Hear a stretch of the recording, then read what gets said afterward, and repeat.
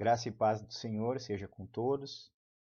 Eu gostaria de convidá-los para nós meditarmos na palavra do Senhor. Nesta ocasião, nós vamos estar meditando no texto que se encontra no livro de Gênesis, no capítulo 22, dos versículos 1 ao versículo 19. Gênesis 22, do 1 ao 19. Nos diz assim a palavra do Senhor, nosso Deus. Depois dessas coisas, pôs Deus a Abraão à prova e lhe disse: Abraão. Este lhe respondeu: Eis-me aqui. Acrescentou Deus: Toma teu filho, teu único filho, Isaque, a quem amas, e vai-te à terra de Moriá. Oferece-o ali, em holocausto, sobre um dos montes que eu te mostrarei. Levantou-se, pois, Abraão de madrugada, e tendo preparado o seu jumento, tomou consigo 2 dos seus servos, e a Isaque seu filho, rachou lenha para o holocausto, e foi para o lugar que Deus lhe havia indicado.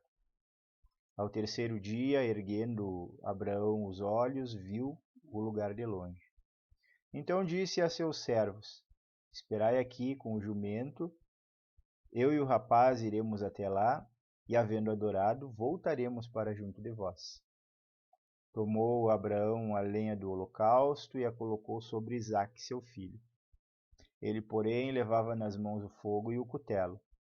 Assim caminhavam ambos juntos. Quando Isaque disse a Abraão, seu pai: Meu pai, respondeu-lhe Abraão. Eis-me aqui, meu filho. Perguntou-lhe Isaque: Eis o fogo e a lenha, mas aonde está o cordeiro para o holocausto? Respondeu Abraão: Deus proverá para si, meu filho, o cordeiro para o holocausto. E seguiram ambos juntos. Chegaram ao lugar que Deus lhe havia designado. Ali edificou Abraão um altar, sobre ele dispôs a lenha, amarrou Isaque seu filho, e o deitou no altar em cima da lenha. E estendendo a mão, tomou o cutelo para imolar o filho. Mas do céu lhe bradou o anjo do Senhor: Abraão, Abraão! Ele respondeu: Eis-me aqui. Então lhe disse: Não estendas a mão sobre o rapaz e nada lhe faças, pois agora sei que temes a Deus, porquanto não me negaste o filho, o teu único filho. Tendo Abraão erguido os olhos, viu atrás de si um carneiro preso pelos chifres entre os arbustos.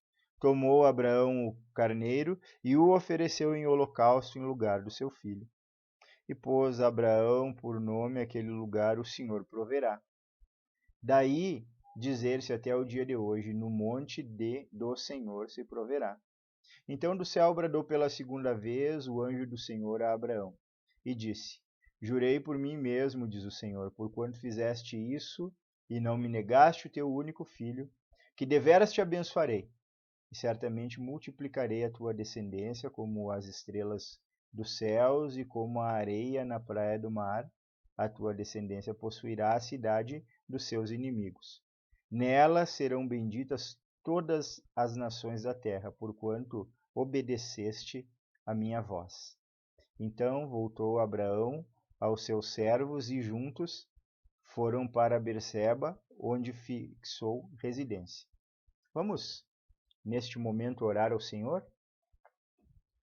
Nosso Deus e Pai de misericórdia, Deus santo e todo-poderoso, nesta hora, Senhor todo-poderoso, em que vamos expor a tua poderosa palavra, nós viemos a ti, Senhor Todo-Poderoso, em espírito de gratidão, em espírito de adoração, em espírito de louvor ao teu santo nome, papai querido, e damos-te graças por tudo que tens feito nas nossas vidas, por todas as provisões, por todos os cuidados, por todas as ações, e até mesmo como nós vamos tratar nesta ocasião, pelas provações que o Senhor permite, Senhor Todo-Poderoso, que venham sobre as nossas vidas.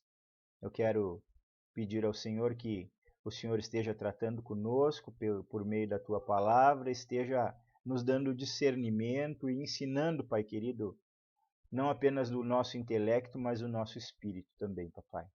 Peço-te, Senhor, que o Senhor tenha misericórdia dos nossos pecados e das nossas transgressões e de tudo aquilo que faz a separação entre nós e o Senhor. Que o Senhor nos perdoe, Pai querido. Que o Senhor nos ajude, Senhor Todo-Poderoso, a sermos capazes não apenas de entender espiritualmente a tua palavra, mas de vivê-la, Pai querido, no nosso dia a dia, porque esse é o propósito da tua palavra, nos tornar santos, nos transformar pelo ensinamento, nos transformar pelo exemplo de homens, Pai querido, como Abraão e como tantos outros heróis da fé, Pai querido, que o Senhor levantou para darem testemunho do teu poder, da tua graça, da confiança que homens depositaram no Senhor, papai. E nós louvamos o teu nome por isso, Pai. Ajuda-nos, Senhor Todo-Poderoso, a atingirmos uma estatura assim também, Pai.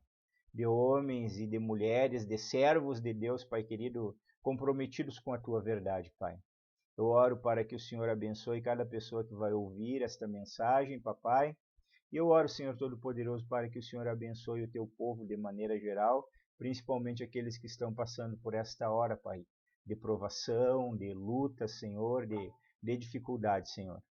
O Senhor é conosco, Pai querido, e nós temos essa confiança, Pai. Ajuda-nos agora, Pai querido, e aplica as verdades da Tua palavra aos nossos corações, de maneira que sejamos fortalecidos, edificados e que o Teu nome santo seja glorificado nas nossas vidas, Papai. É o que nós pedimos, Senhor, e agradecemos em o nome do nosso Senhor e Salvador Jesus Cristo. Amém e amém. Meus irmãos, nesta oportunidade, nós vamos analisar esta passagem da vida de Abraão, um dos grandes personagens bíblicos que, por seu exemplo de fé e perseverança, figura na galeria dos heróis da fé, escrita no livro de Hebreus, no capítulo 11. Homem este que, mediante a aliança firmada por Deus com ele, sai da sua terra com uma promessa da parte do Senhor, como nós podemos ver lá em Gênesis 12, dos versos 1 ao 3, que diz assim, Gênesis 12, do 1 ao 3. Ora disse o Senhor a Abraão, sai da tua terra, da tua parentela e da casa de teu pai e vai para a terra que te mostrarei. De ti farei uma grande nação e te abençoarei e te engrandecerei o nome. Sê tu uma bênção. Abençoarei os que te abençoarem e amaldiçoarei os que te amaldiçoarem. Em ti serão benditas todas as famílias da terra. Então, Abraão, de acordo com a ordem do Senhor, sai da sua terra, com a sua mulher estéril, com o seu sobrinho Ló, bens e empregados em busca do cumprimento das promessas do Senhor. Diante de todas as impossibilidades, sem saber para onde e quando a promessa se cumpriria, percorrendo lugares e sendo várias vezes visitado pelo Senhor, que o provou durante 25 anos até conceder o cumprimento da promessa através de uma Sara estéril, idosa, que já havia cessado o período reprodutivo, mas, como nós sabemos, para com o nosso Deus não existem impossibilidades. O nascimento de Isaac se deu conforme o predito, e então nós chegamos na narrativa do nosso texto base, no qual nós nos deparamos com a prova definitiva da parte de Deus para com seu servo Abraão. E onde nós podemos tirar alguns princípios, alguns exemplos, algumas orientações e algumas aplicações para as nossas vidas nesta oportunidade. Quando nós olhamos para os primeiros versos, os primeiros 2 versos do texto que nós fizemos leitura, nós podemos perceber que desde que Isaac nasceu, havia passado um tempo que nós não podemos designar corretamente, mas que pelo fato de ser o rapaz capaz de carregar lenha para o holocausto, podemos supor que pelo menos ele era um pré-adolescente ou um adolescente. A palavra diz que Deus colocou Abraão à prova. Um homem que conhece a Deus. Um homem que foi provado das mais diversas maneiras. Abraão ele esteve em meio a perigos de morte no Egito, quando Abraão mente a Faraó que Sara é sua mulher por medo de ser morto. Em meio a guerras, Abraão é provado, como na ocasião em que houve uma guerra de 4 reis contra 5 reis e o seu sobrinho Ló é levado cativo junto com a sua família e seus pertences. E Abraão, como diz a Bíblia, vai com um grupo de 318 homens nascidos em sua casa e resgata o sobrinho Ló, a sua família e os seus pertences. Poderíamos citar outras provas ainda pelas quais o servo de Deus Abraão passou, mas falaremos da prova em questão no capítulo 22, o qual nós lemos, e do objetivo dela. Nós vemos no verso 2 do texto que fizemos leitura o seguinte: acrescentou Deus: toma teu filho, teu único filho, Isaque, a quem amas, e vai-te à terra de Moriá, oferece-o ali em holocausto sobre um dos montes que eu te mostrarei. A palavra hebraica, irmãos, para prova, quando aplicada a indivíduos, ela significa testar alguém para ver se o mesmo é digno. É isso que Deus estava fazendo com Abraão. Nós não temos um Deus cruel, nós não temos um Deus que sente prazer no sofrimento dos seus servos, mas nós temos um Deus que se apraz em provar a fidelidade dos seus servos. E tendo rapidamente percorrido a vida de Abraão e as suas provas, uma das coisas que o texto nos faz concluir é que todo homem e toda mulher tementes a Deus, assim como Abraão, no decorrer da sua vida passarão por provas.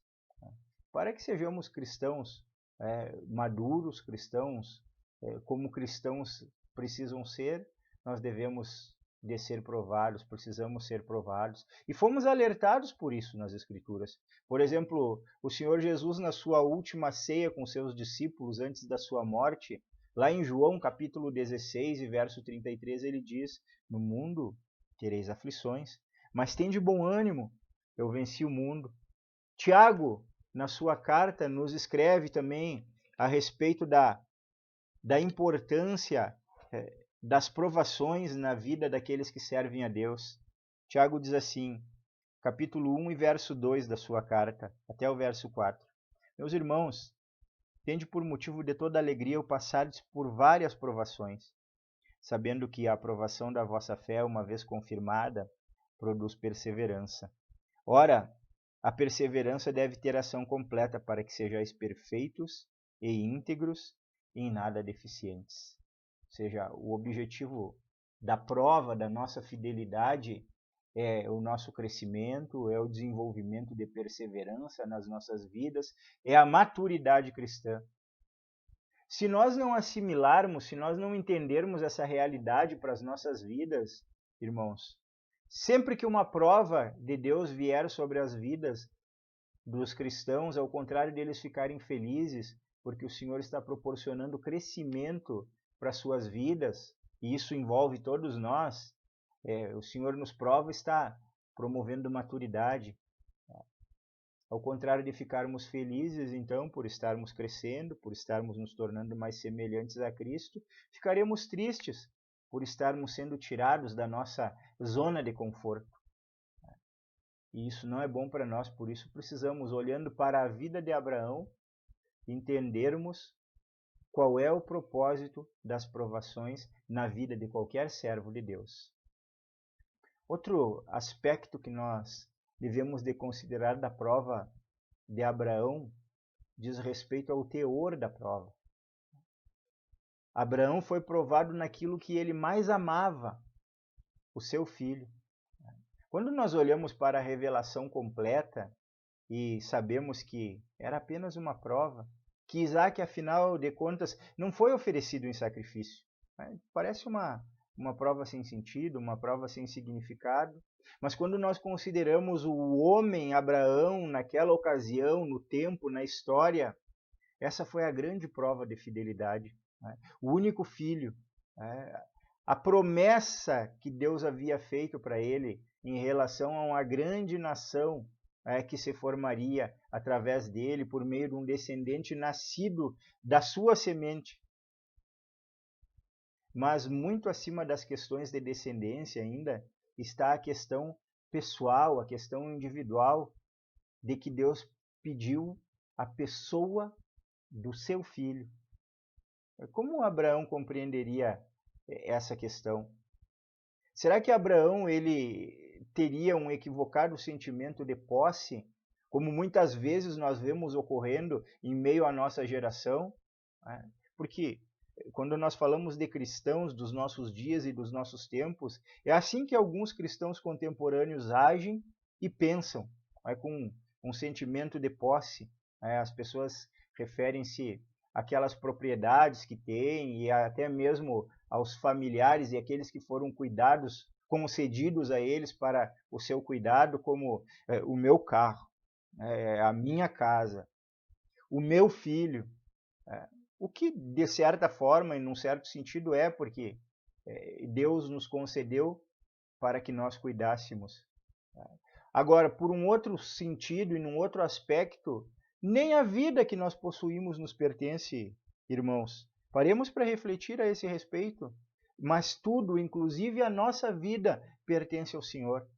E o carro que nos foi dado, e o filho, e a propriedade, e as roupas, e todos os bens, por menores que sejam que nós possuímos, nós devemos de considerar que nós somos mordomos desses bens e dessas pessoas que o Senhor nos concedeu. Um texto bíblico e uma manifestação que nos ajuda a entender com clareza essa percepção que nós devemos de ter está na narrativa do livro de 1 Crônicas, capítulo 29, versículo 14, onde o rei Davi e o povo de Israel levantam valores financeiros para a construção do templo do Senhor. E nós ali nos deparamos com uma declaração de Davi, 1 Crônicas 29, 14, que nos esclarece exatamente como um cristão, como um servo de Deus, deve de pensar. Davi diz o seguinte: porque quem sou eu e quem é o meu povo para que pudéssemos dar voluntariamente estas coisas? Porque tudo vem de ti e das tuas mãos tu damos. Veja o reconhecimento do rei Davi aqui. Quem sou eu? Quem é o meu povo? Para que pudéssemos dar alguma coisa. Aquilo que nós estamos dando para construir o templo para o Senhor, vem do Senhor e da tua mão é que nós damos. Se nós pudermos compreender também as coisas da nossa vida, os nossos filhos, a nossa família, as posses que Deus permitiu que nós tivéssemos, por esse ângulo, nós compreenderemos corretamente. Tudo que nós temos veio da mão do Senhor. Nós somos apenas mordomos cuidando dessas coisas. O problema é que, como eu disse anteriormente para os irmãos, vivemos uma geração que muitas vezes é egocêntrica e não consegue entender as coisas do ponto de vista bíblico. Será que nós teríamos uma submissão aos desígnios do Senhor semelhante à submissão de Jó, que mediante a informação da morte dos 10 filhos, responde com a seguinte sentença: o Senhor o deu, o Senhor o tomou. Bendito seja o nome do Senhor. Será que nós entendemos que aquilo que está nas nossas mãos e que está sob o nosso cuidado hoje é do Senhor? Será que nós estamos prontos para ganhar e para perder quando o Senhor quiser? Visto que não são nossos realmente, mas que estão colocados debaixo da nossa administração e do nosso cuidado? Nos versos 3 ao 10 do texto que nós fizemos leitura, irmãos, nós podemos perceber pelo menos 2 fatos significativos.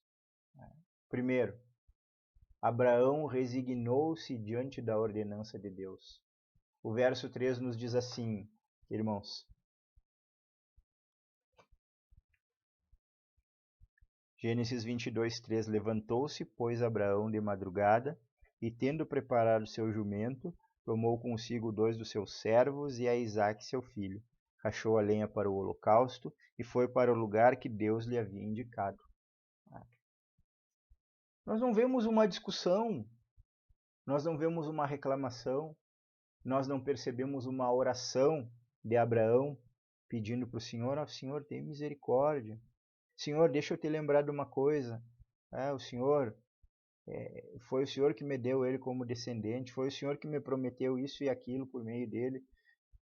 Simplesmente Abraão se resigna diante de uma ordem de Deus e a obedece. Nós até podemos saber o pensamento de Abraão pela revelação posterior das Escrituras. Como nós vemos lá em Hebreus, no capítulo 11, dos versículos 17 ao 19. Veja o que o texto diz. Pela fé, Abraão, quando posto à prova, ofereceu Isaque. Estava mesmo para sacrificar o seu unigênito, aquele que acolheu alegremente as promessas, a quem se tinha dito: em Isaque será chamada a tua descendência, porque considerou que Deus era poderoso até para ressuscitá-lo dentre os mortos, de onde também, figuradamente, o recobrou. Ou seja, o texto de Hebreus, o escritor dos Hebreus, traz uma revelação importante para nós. A fé de Abraão era tal que ele não ousou nem argumentar e nem desobedecer a Deus. Ele cria que Deus deu e que Deus prometeu e que de alguma maneira Deus poderia inclusive ressuscitá-lo se fosse o caso. Mas Abraão, ele não argumenta e ele não rejeita a ordem de Deus. E que lição é essa para nós, irmãos? Abraão nós podemos olhar para Abraão e diante dessa revelação ver que Abraão é uma exceção à regra. Por quê? Porque Abraão tinha uma promessa de Deus.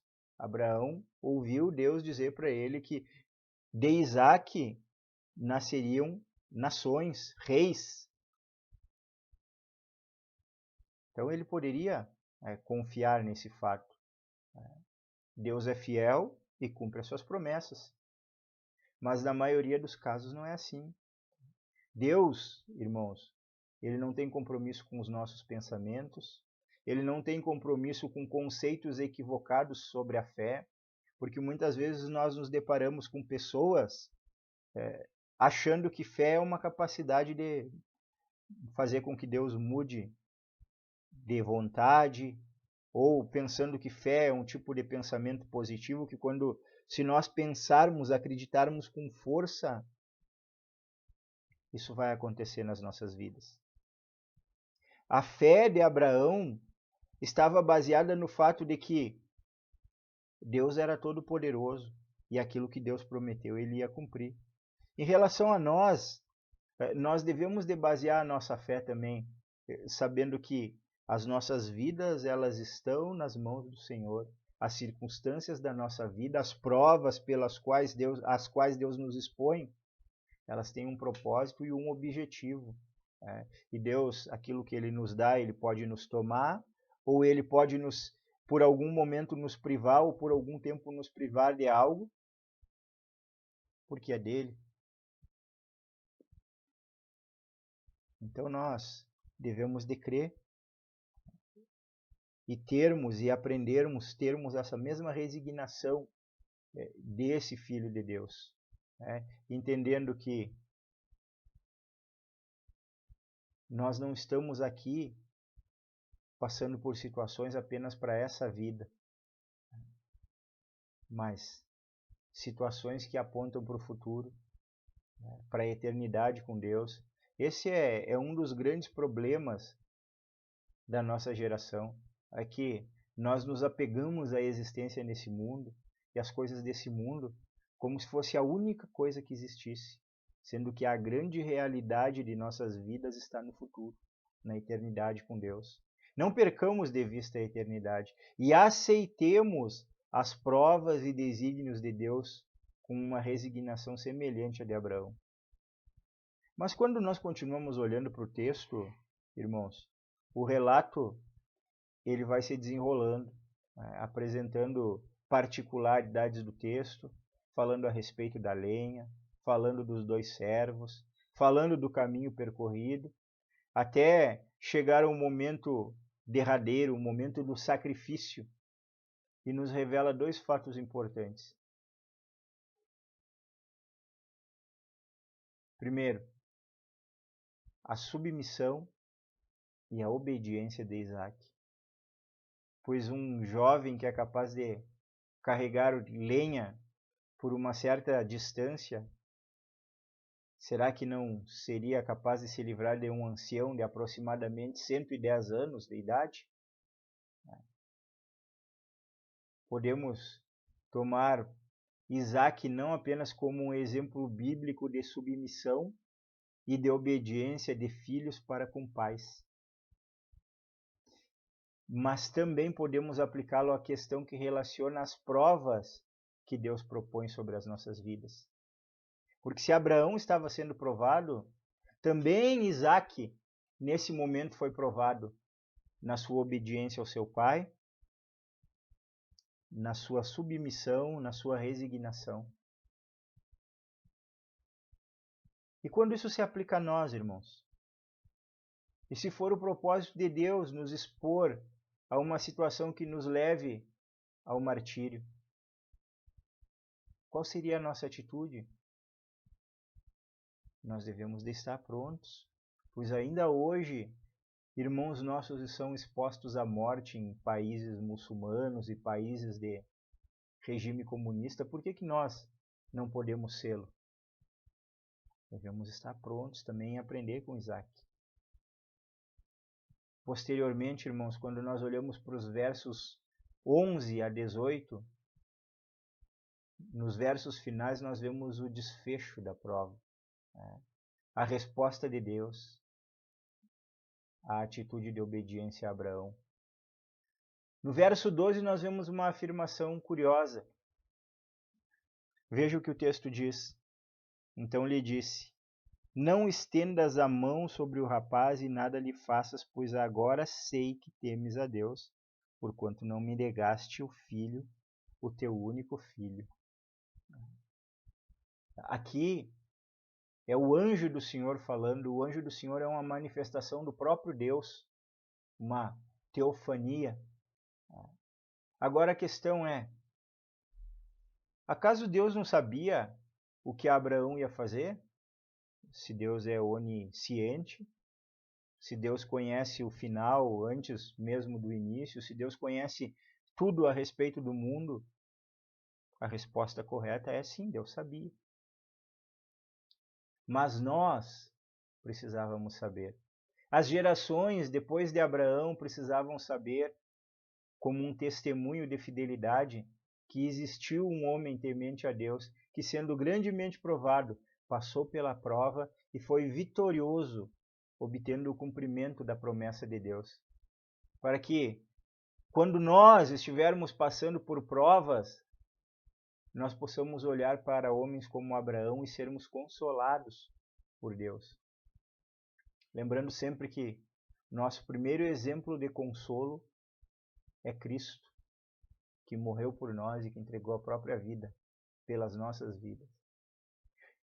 Finalmente, irmãos, Deus ele confirma a promessa que ele havia feito a Abraão. Veja os versos 15 a 18 do texto que nós fizemos leitura. Então do céu bradou pela segunda vez o anjo do Senhor a Abraão e disse: jurei por mim mesmo, diz o Senhor, porquanto fizeste isso e não me negaste o teu único filho, que deveras te abençoarei e certamente multiplicarei a tua descendência como as estrelas do céu e como a areia da praia do mar. A tua descendência possuirá a cidade dos seus inimigos. Nela serão benditas todas as nações da terra, porquanto obedeceste a minha voz. Nesta promessa, irmãos, está presente a bênção que nos alcançou hoje. Nós somos essas famílias que, pela obra de Jesus Cristo, descendente de Abraão, seriam abençoadas com a bênção da salvação eterna. E um dia nós desfrutaremos dela na eternidade junto com Abraão, e santos de todos os tempos, pela bendita graça do Senhor, o nosso Deus. Eu quero, nesse momento, caminhar para a conclusão da nossa reflexão. Meus irmãos, só é possível entender provas como a de Abraão, como a de Jó, olhando para a eternidade e não para as circunstâncias da vida. E tendo resignação, né? Tendo a certeza de que na eternidade todas as provas cessarão e teremos a recompensa de nossa fidelidade. Portanto, estejamos prontos a ser provados nos mais diversos níveis, como foi Abraão, sendo fiéis sempre. Eu gostaria de concluir fazendo algumas aplicações. Primeiro, as provas, elas vêm da parte de Deus, irmãos. E o objetivo delas é testar a nossa fidelidade. Então, sempre que provas vierem da parte de Deus para nós, sejamos fiéis e obedientes ao Senhor. Segundo, precisamos ter em mente que ao Senhor pertencem todas as coisas. Portanto, quando Ele nos pede algo, Ele está tomando o que é dele. Terceiro, resignação e obediência, como demonstrou Abraão, são importantes quando estamos passando por provas. Mas nós podemos ter certeza que o Espírito Santo de Deus nos ajudará nas nossas provas, para que possamos superá-las e com elas, perseverando nelas, amadurecermos no Senhor. Quarto, assim como Isaac, nós devemos estar submissos à obediência de Deus, ou à obediência a Deus, mesmo quando está em risco a nossa integridade física. Lembrando que, como está escrito em Romanos 8:28, todas as coisas cooperam para o bem daqueles que amam a Deus e são chamados de acordo com o seu propósito, ou segundo o seu propósito. Que Deus, Ele nos abençoe, que Deus, Ele aplique a bendita palavra dEle aos nossos corações. Vamos orar ao Senhor neste momento. Pai bendito e santo, nós te louvamos, Senhor. Te louvamos, Pai querido, pelo entendimento que o Senhor nos dá mediante a análise desta palavra, Pai querido. Te louvamos, Senhor Todo-Poderoso, porque nós podemos olhar para a vida de Abraão, teu servo, Pai querido, e aprender. Aprender, Pai querido, a respeito da importância das provas na vida de um homem. Aprender, Senhor Todo-Poderoso, a respeito, Pai querido, da atitude resignada que devemos de ter, Pai querido, quando o Senhor nos coloca à prova, porque é uma demonstração de amor do Senhor, tentando encontrar em nós fidelidade a Ti, Pai querido, e todo servo Teu deve ser fiel a Ti, Papai. E nós louvamos o Teu nome por isso e clamamos ao Senhor, faz-nos fiéis, faz-nos obedientes, Pai querido. Faz-nos instrumentos nas Tuas mãos para a glória do Teu santo nome, Pai. Senhor Todo-Poderoso, ajuda-nos, Senhor, a agirmos também, Pai querido, como aquele jovem Isaac, Pai querido, se submetendo à Tua autoridade, às Tuas orientações e aquilo que o Senhor pede, Senhor Todo-Poderoso, de nós, seja o que for, Pai querido, que nós possamos entender, assim como Abraão entendeu, que somos mordomos dos bens que o Senhor nos confiou, que eles pertencem ao Senhor e não a nós e que estão sob o nosso cuidado, Pai querido, por uma parcela de tempo nesta vida. E que os bens maiores estão na eternidade, Pai querido. E que um dia, Senhor Todo-Poderoso, nós estaremos com o Senhor, Pai. Obrigado, Senhor Todo-Poderoso, por o que o Senhor fez por meio da vida de Abraão. E obrigado, Senhor Todo-Poderoso, porque nós fazemos parte dessas famílias que foram abençoadas através da fidelidade do crente Abraão e da sua descendência em Jesus Cristo, nosso Senhor, Pai. Abençoa teu povo, Senhor, que a semana que está para vir aí, Pai querido, seja uma semana de bênção, seja uma semana guardada, Senhor Todo-Poderoso, debaixo da tua potente mão, e que as provas que vierem sobre a vida do teu povo, Pai querido, sejam, Pai, para o crescimento, sejam para o amadurecimento e sejam para a glória do Teu nome, Pai. Obrigado por esse momento, Pai. Nós te agradecemos, Senhor, em o nome do nosso Senhor e Salvador Jesus Cristo. Amém e amém. Meus queridos irmãos, que Deus abençoe as vossas vidas e que conceda a todos uma excelente semana na presença do Senhor, nosso Deus.